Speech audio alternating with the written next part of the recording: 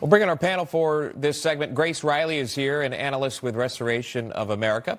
And Tim Phillips is the Director of Government Affairs and Global Strategies with Nestpoint.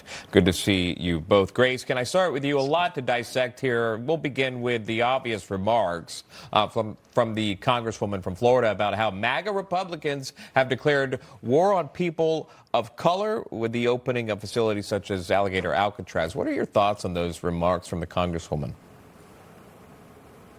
There's some audio issues on my end, so I cannot hear the program, but if the question was for me on Alligator Alcatraz, it's important to point out that prisons and detention centers are for people who have violated our laws, and there is no color of skin that is required to get in or out.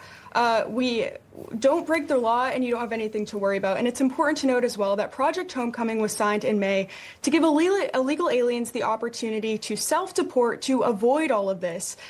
So our laws and the consequences for breaking them are very clear. And Tom Homan made clear as well that this will not stop deportation efforts across the country. Homan explained that they follow every court order while they work to appeal them.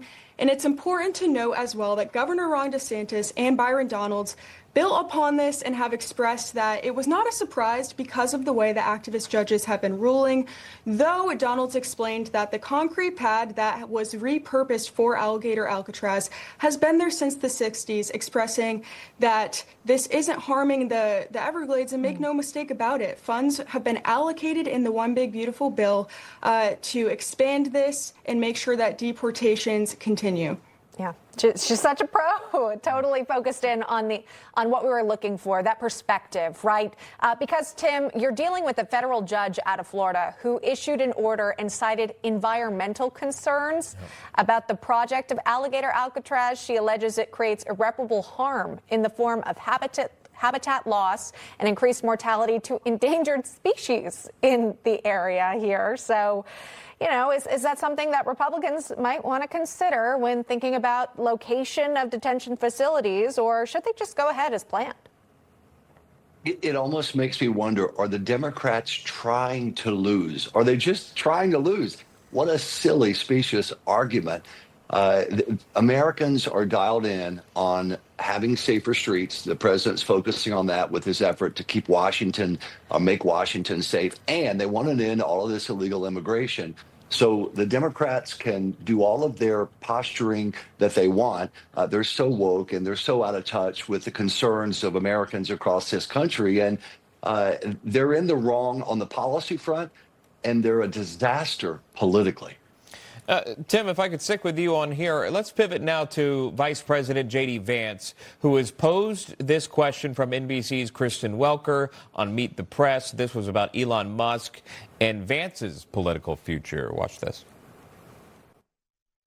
The Wall Street Journal is reporting that Elon Musk is halting his plans to create a new political party, in part because he wants to support you for president in 2028. I know you've been asked about this.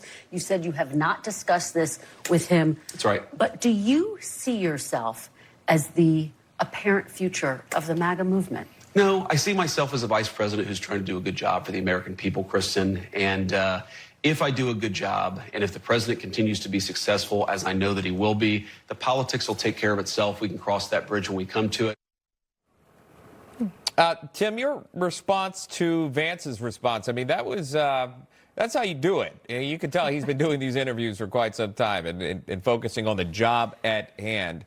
He answered that well. Your response to that, and maybe your thoughts on a potential Vance future as President Trump will be term limited.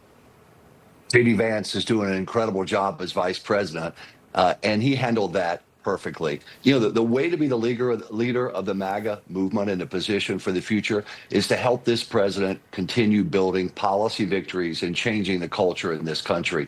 That's how you do it. J.D. Vance is doing that, and the future will take care of itself. He handled that exactly right. And I tell you, if Republicans and the MAGA movement can stay united, and follow this president's lead on illegal immigration and crime and the economy and continuing to lower tax rates, the future will take care of itself. We'll have a long run of electoral success if we just stay focused on these policy victories and improving the culture in this country again.